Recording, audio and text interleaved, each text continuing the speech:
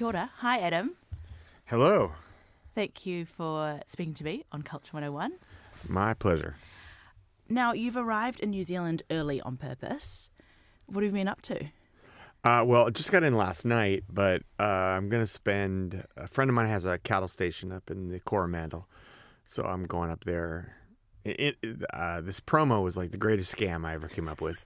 It does a lot of good for the band. I come and do all these interviews, and then I get to spend an extra week in New Zealand. Yeah, I've got to be there a week early. Yeah, and I really should get down there and get to work, guys. You quite like New Zealand. You've been here before. Yeah, it's one of the most beautiful places on earth. It's pretty extraordinary. Yeah. And how did you meet the friends that you're going to visit? I met them through other friends years ago. They're American, but they split their time kind of between England and New Zealand. So Nice. Yeah. I wrote, actually, this entire record on their farm in England. Oh, wow. Yeah. Whereabouts is their farm in England? It's west of London, a few hours west of London. Nice. Yeah. What was the inspiration? I just hadn't written in a while, and I was spending a lot of time in the woods, and I just started writing songs. I don't even know why. Just happened. Yeah. Tell me about the new album and the upcoming shows. What does the album title mean, or is it a secret? It is a secret. I decided not to tell anybody. I've kept it all this time. When you're performing shows now, how do you weave in the new songs? What's the balance, or do you just decide closer to the time? The set changes every night. We usually, after dinner, our guitar player Immer and I make the set list after dinner every night. What time is dinner usually? 4:30 or so. Yeah. You got to do it early. You get sound checks usually 3 or 4, and then when that's done, we go to dinner. Because you don't want to be full when you play a show. It's a stressful thing for me. Because you sing from your diaphragm, which is very close to your stomach, and you don't need that mixing up. So we make the set list, and we have a lot of songs from a lot of records, and so we just try and, what do you want to play tonight? And it's a mix of things. There's usually kind of a template, because when you're trying to fit in new songs, you need to find ways they work. Yeah. This album's been different than a lot of other records, though, that we've done as far as the live performance, because it's probably the biggest reception we've gotten to new material in concert since maybe our second record, since like Long December. For some reason, the audiences have been flipping out over the stuff from this record. So after a gig or two, we started opening with a song off the new record. It's the first song in the show, and it worked. We opened the encore with a new song, and it worked. Why do you think that is? I am not sure. Every record's really special. They're exactly what you want it to be. You hope they'll catch on with your audience. But, inevitably also, if you've had really successful albums when you were younger, and it's hard to introduce new material, especially when, radio's not what it once was. So people aren't getting new material the way they did, because of Spotify. You just listen to what you want to listen to. Yeah. It's hard to know you want to listen to something you haven't heard yet. So, but for whatever reason, this album, the response right away live was like, oh, okay, I guess we can play all these songs. We did the album in 2 parts. So there's 5 new songs on the second half that we did. And we've been playing every one of them every night, and the audiences are just really responding well. So it's been easy to mix them in with all the old songs. Yeah. We haven't really struggled with it at all, because sometimes if you really want to play something but the audience isn't receptive, you have to really put it in the right place in the show. But it's been easy with these songs. When you say they're not receptive or they are really receptive, what does that look like? What does that feel like to you? Just sort of less of a response. It happens. It's people like what they already know. Yeah. I think that's changed a lot. Like when I was growing up, I think you went to concerts to see something different, because the live experience was nothing like the record experience. And I think that's a big change that came about with MTV, because with MTV for the first time, like,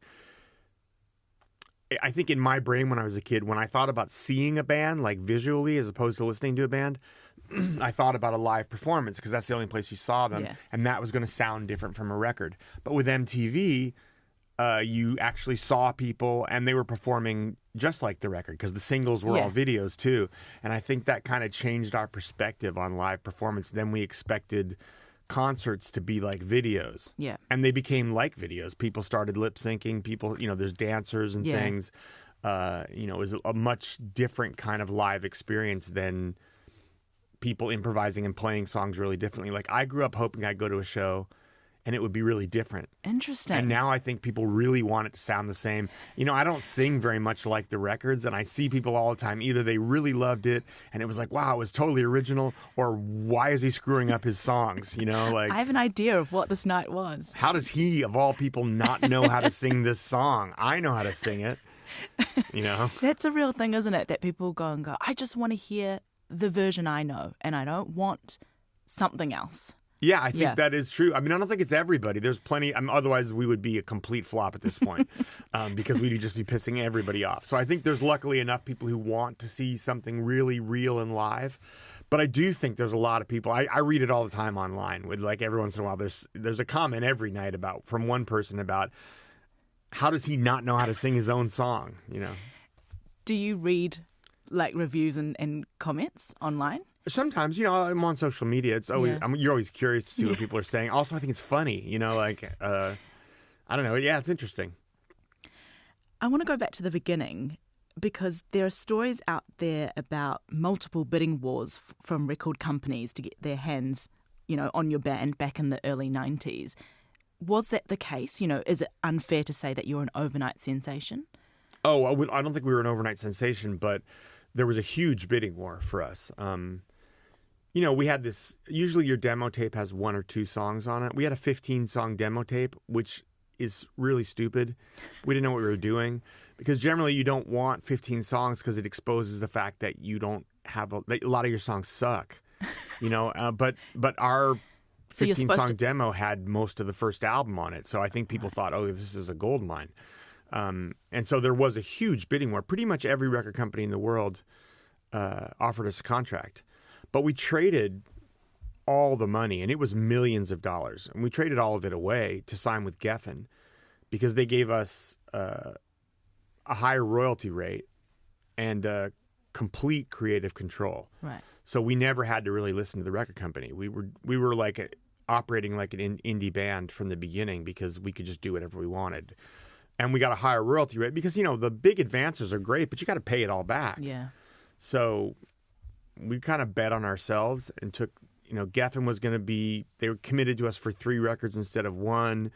And they gave us complete creative control and they gave us the higher royalty. So, but yeah, I mean. Was it the right call in hindsight? Yeah, absolutely. I think it's paid off for our whole career because we never had to really listen to the record company, which is, I think I call the entertainment business, I just call it the land of bad advice because that's mostly what you get.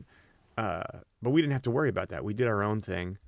But the overnight sensation, that's kind of like lots of bands get signed and never even release a record.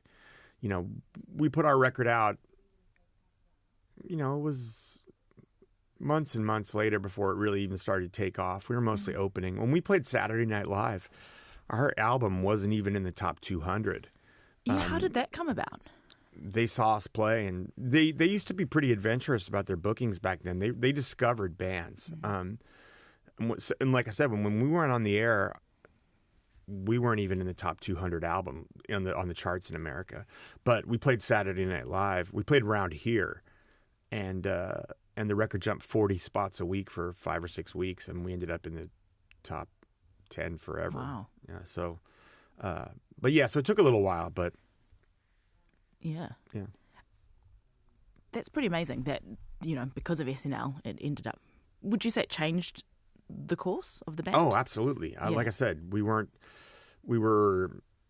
getting good reviews, and Mr. Jones was doing okay on the radio. Not blowing up or anything, but it was on the radio, and we had just given the video to MTV right before New Year's of that year, and then like the second week of January we played SNL, and it literally no joke, over 40 spots a week for 5 weeks until we were number 2 for the next year and a half. Amazing. Yeah. On Mr. Jones, in the song, there's a lyric that says, "When everybody loves me, I will never be lonely." What was behind that? Well, I mean, the song is about dreaming about being a rock star, but it's also about it's not going to be what you think it's going to be.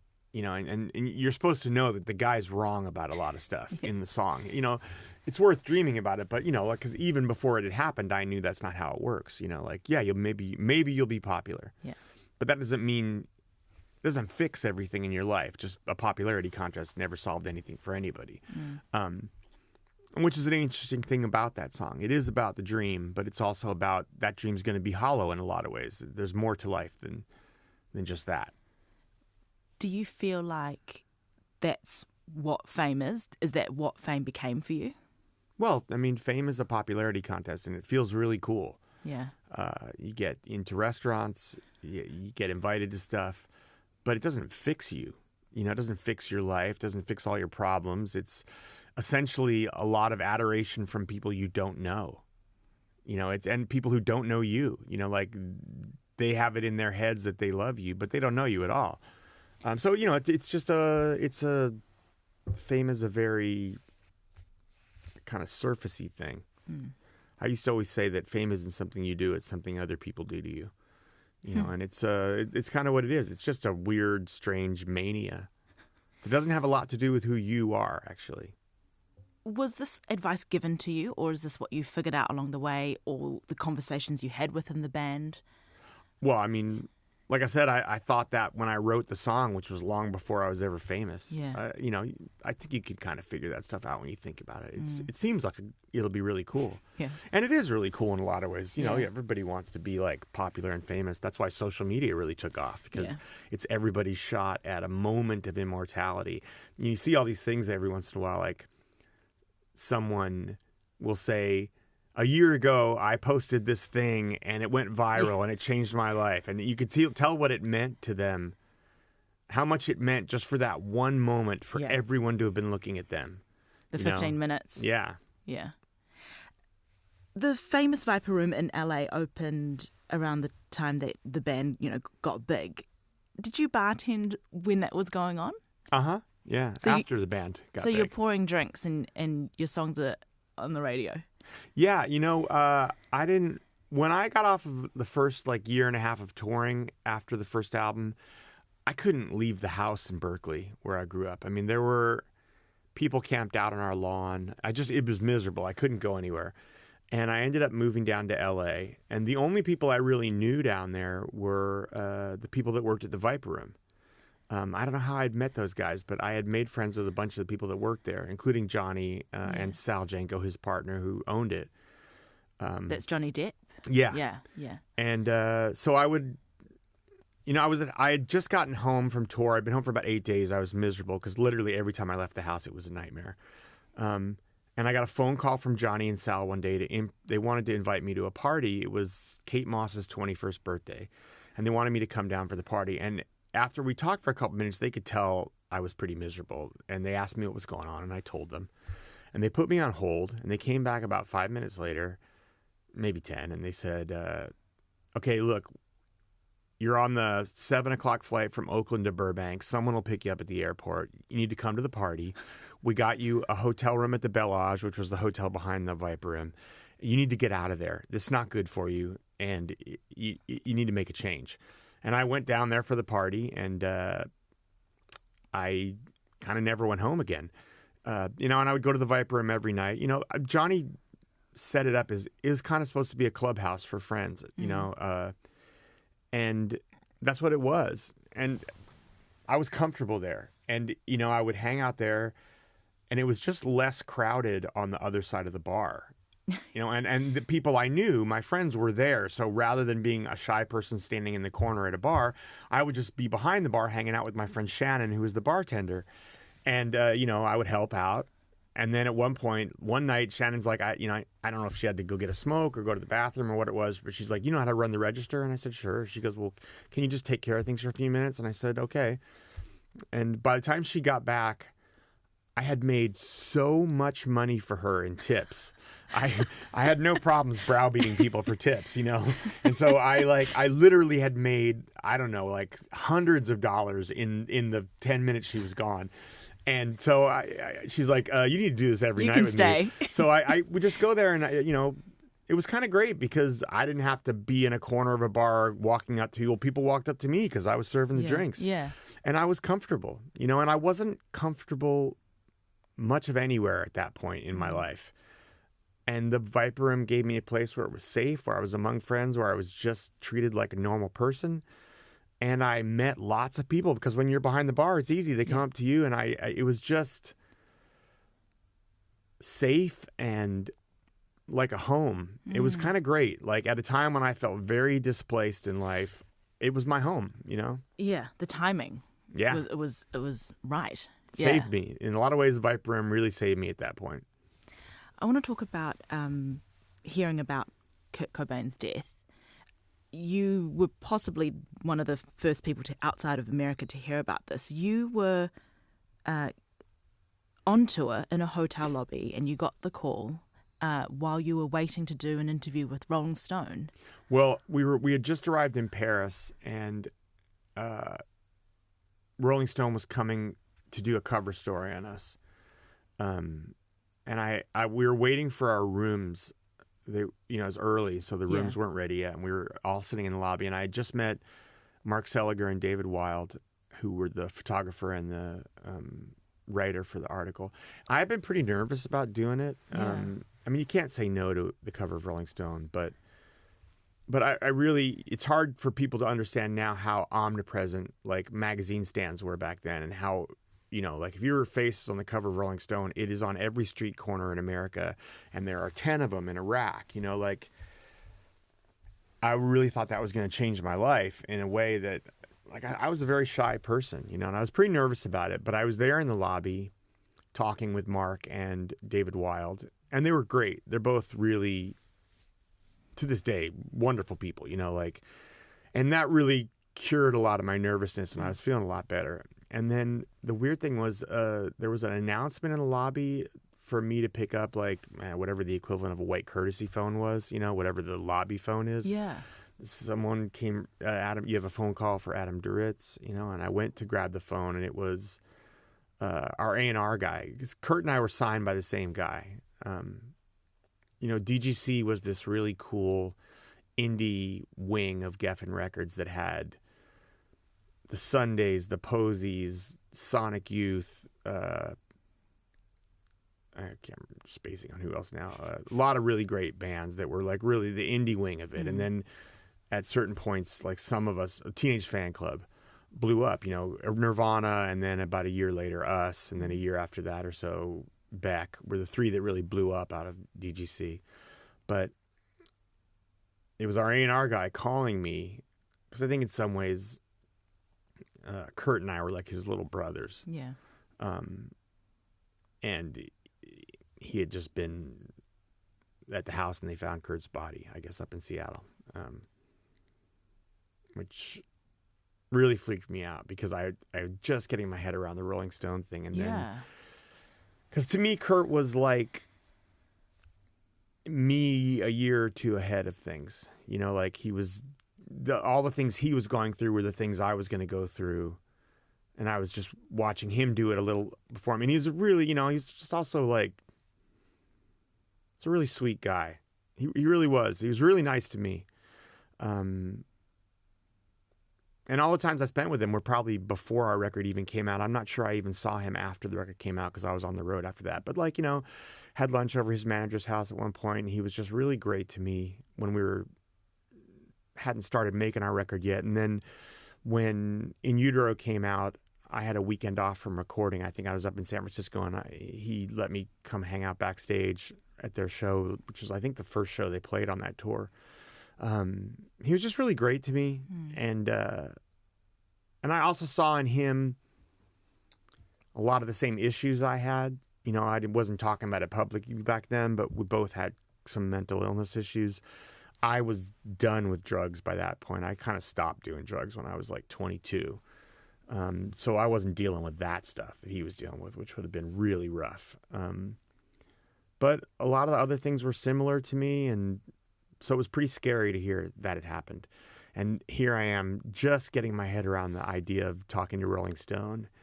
And then like this example of where fame can land you, it scared the crap out of me, honestly. It just really shook me up. What was your mindset then going into this Rolling Stone interview? Because like you say, this was sort of a career-defining moment, right? And, if you hadn't blown up by then, you were definitely going to blow up after this interview came out.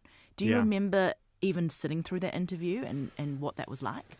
I mean, I was pretty nervous. I mean, again, it kind of was okay because David Wild's a really great guy. And I think we did the interviews walking around Paris. And we went to the first day, we went to the Musée d'Orsay. So I think he kind of took some of the stress out of it by not being like a normal interview situation. We walked around Paris and did different stuff. And that took my mind off some of it. And I think he was really helpful for me that way because I was pretty freaked out. Although it's funny, you can really see it in the photos. They had to redo the photo shoot later because they said they hadn't come out. And so we had to do it again months later. This whole photo shoot we did all over Paris. And then years later when we were putting together, I never understood what could have been that wrong with the pictures. But years later when we were doing the deluxe edition of August and Everything After, it was like 10 years after that, we got a lot of the materials to see if there's photos and stuff we wanted to use in the packaging for the deluxe edition. And I actually saw the photo shoot from Paris, and we all look like donkeys. We're so miserable. And it's like, it's raining. We're outside. It's raining. My voice is stressed out from talking too much. And because I always struggled with my voice on tour back then. And I think like our drummer Ugly Americaned his way into a cab to try and go do his laundry, and the driver took him practically to Marseille. So he showed up an hour and a half, 2 hours late for the photo shoot, and we were all pissed at him. There were so many things that went wrong that day, and when I finally saw the photos, we have these looks. We literally look like a bunch of donkeys. They're just like such misery. They're so mopey that even with band photos where you kind of want to be serious sometimes. Yeah. These were a little over the top on that. I could see why they didn't want to use any of them. You're like, I get it. Yeah. I understand the reshoot. You had dreadlocks for a long time. Talk me through the moment they came off. I've been thinking about it for a little while.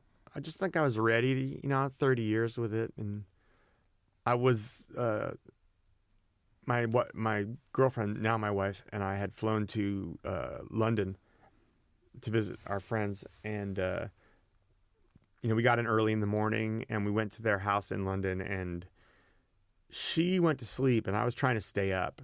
I was figuring what to do, and I thought I'd take a shower, and then I thought, you know what? I'm gonna shave my head. I'm gonna get rid of the dreads. I'm gonna cut them out, and then I'm gonna shave my head. And I did it. I took a shower, which felt amazing. And then I went to wake up Zoe, and I think it scared the crap out of her because she's like, "Who is this guy? This guy's in broken into the house." Yeah, it scared the hell out of her. But it was actually really nice. It was so many new sensations. For a couple years after that, I couldn't pass by a bathroom without going in and sticking my head under the sink and then just drying it off. Because I was, that sensation of just running the water over your head, which I hadn't done as much with the dreads, because they were so hard to get everything dry. And so I just was addicted. I would be at friends' houses and I would be we're having dinner and I'd go to the bathroom and I'd go to wash my hands and then I would think, oh, hell with it. And I'd stick my head under the sink again and just get it wide, grab a towel. It dried off so easily because it was so short then. I just really liked it. It was nice to go swimming. There was just so many things about it that I loved the dreadlocks. They really were the first time in my life I felt like myself. I felt like I looked in the mirror. All my life I'd looked in mirrors and felt like it wasn't really me. But then when I had the dreads, I thought, oh, that's how I feel. That feels like how I feel inside, you know? But, you know, also after 30 years, I thought like, well, I'd like to maybe just get back to me. I like shave my head, shave my beard. I thought, you know, for a while there, I just want to look at my face and not hide it with anything. Yeah. And then after a while, I was like, no, I better grow the beard back. I don't want to look at this much of me, you know? Split the diff.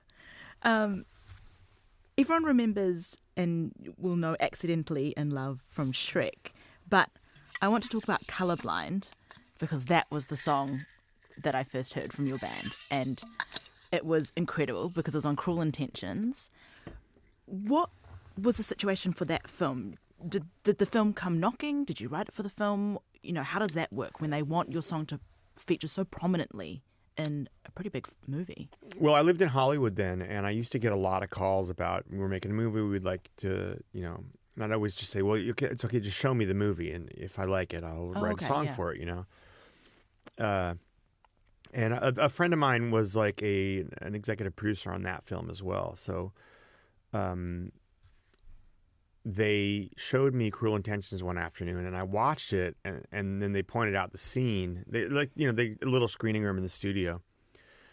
And afterwards, they pointed out the scene they wanted it for. And I said, you know, I think this is going to sound crazy, but I think I just wrote the song for this last night. Because I had literally just written it. I go, I don't even have a recording of it. But we're in the middle of making this Desert Life. I had just written the song. Because I tended to write a lot while we were recording back then. And I said, you know, I'll go into the studio tomorrow and I'll demo a version of it. Can you give me like a VHS copy of this scene, just the scene? And let me see how it sits on it. And so I went in the next day and just like played a quick demo of the song. And then I grabbed a boombox that we had in the studio, and there was a TV with a VHS player because this is like 1999. And I like pushed play on the scene, waited for the moment, pushed play on the boombox, and watched them together. And it was perfect. And including like there's a line about skin, and it hit right as Ryan, she's like naked in the bed, and Ryan Felipe runs his hands down her side. And I was like, and it ended like right as the scene. It was perfect. And because for context, this film stars Reese Witherspoon, Sarah Michelle Gellar, and Ryan Felipe. And it's the film that Reese Witherspoon and Ryan Felipe met and ended up getting married. And Selma Blair. And Selma Blair, yeah. It was an iconic film of the 90s, yeah. And so I called them and I was like, look, you just come to the studio. I want to show you this thing. Yeah. I'll just do it with the boombox. It's not the final recorder or anything, but just come see how it works on the demo. So the director and the producer and my friend who is the executive producer drove up to, you know, we recorded all those albums in different houses. Yeah. We would build a studio in a house.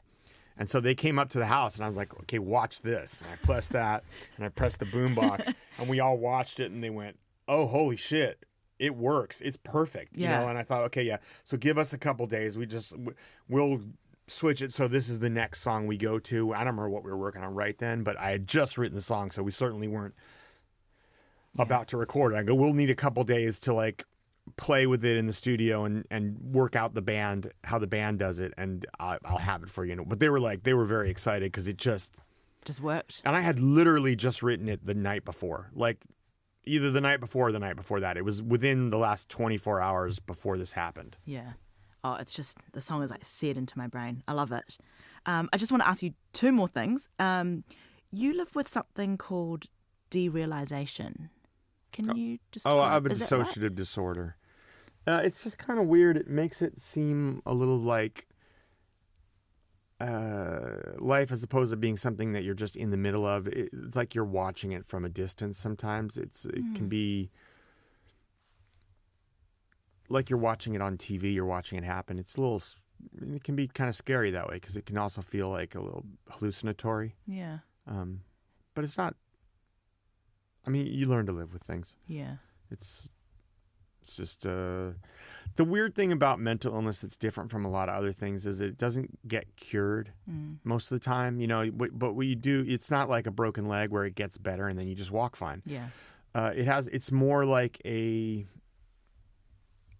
handicap or a condition, and you learn to live with it, and that's okay too. You know, it's not necessarily going to go away, but you will.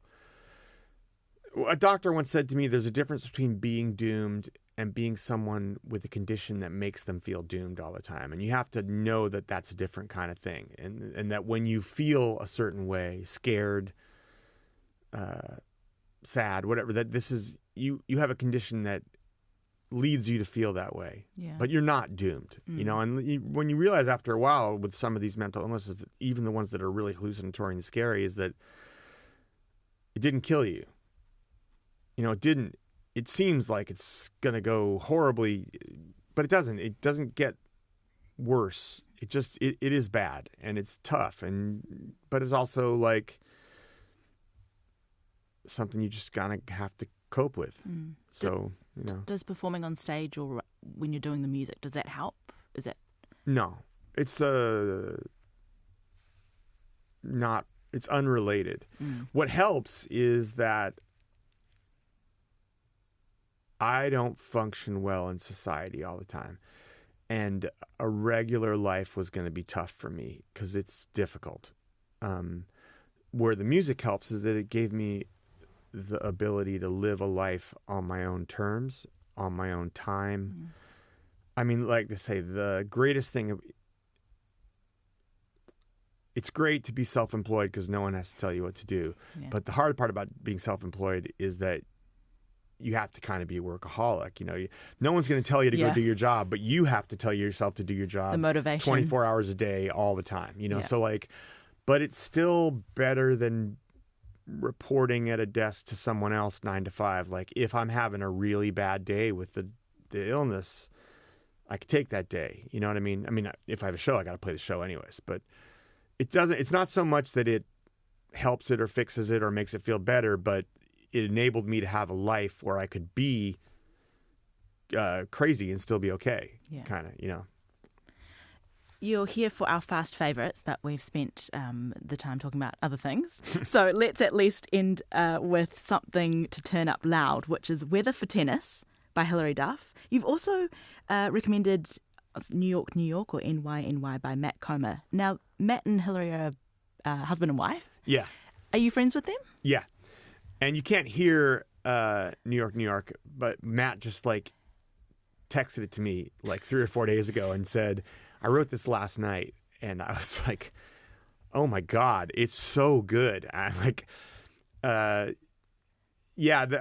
been friends with Matt for a while, and through him, Hilary, and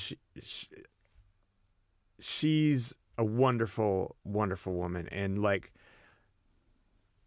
I'm really happy for her right now because, you know, she hadn't been on tour for 18 years. We went to see her in Brooklyn a month ago, my wife and I, and the opportunity to come back to this thing she really loved and all of the reception and the joy she got from the audience. It was so nice to see it. And like, you know, because a lot of her fame and her music, these things she loved happened when she was a child star, which is a hard time to go through it.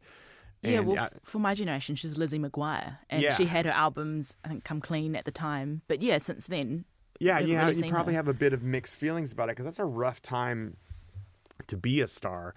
And I was really happy for her getting to come back to it now. But also, all that aside, that record is fantastic. Matt and her produced it, and Matt co-wrote things with her, and he's an incredible songwriter. But so is she. It is like it's pop music, which isn't always my thing, but it's pop music for grown-ups, and it's the story of a grown woman who's been through a lot in her life and now has had children, raised children, and is happily married, and came to this place to tell a story about her life, and it is so, so good. You know, I had heard a couple songs because they had been on the radio, and I saw her play live at that show in Brooklyn. But when the record came out a couple weeks ago, I was at home alone that night. My wife was out somewhere, and I found myself like the Weather for Tennis is the first song on the record, and it blew my mind. It's such a good song. Has this incredible like vocal syncopation against a guitar part in the choruses and all these really brilliant internal rhyme schemes. And I texted her, and I was texting Matt, and saying, you know, this song, I talked about that song, and the next song came on, and I said, oh my God, and I texted him something about that song, like just sort of my analysis. Live blogging the, Yeah. the record. And then 3 songs in, I texted the third song, I said, and by the way, I'm sorry, I'm not going to be texting you about every song. I don't know where you guys are, but I'm not going to be annoying you with text about every song. And then I think the 4th song is this song, Future Tripping, which is so good that I said, okay, screw that. I actually am going to be texting you every song. And as I ended up texting them a text for every song on the record as it went by, and I didn't know where they were. And then like an hour or so later, I got this text from them. They'd been in the car driving up to they were going away for like a weekend together. And Hillary was almost in tears, Matt said, that it was the day the record came out. And they had this like long stream of texts from me about each song and how much I appreciated them and what I thought about the writing on this song or that song or some musical part of the production, whatever it was. I had something about every song that I wrote them. It really did make an impression on me as a record. And it's just very, very good. It is a pop album for grown-ups. It has everything I love about great Taylor Swift records. It's really, really good. And the nicest thing is it's also getting a huge reception. Yeah. Like it's blowing up in America. And I've said this before, I'm a little jealous about that part because as good as we are, our record did not blow up immediately like theirs did. But no, man, I'm really happy for her. And it is just a truly great record. I can't recommend it enough to people. It's just very, very listenable and smart and well made. It's well crafted. It's a great record. Awesome. Adam Duritz, thank you so much for speaking to me on Culture 101. Thanks for having me.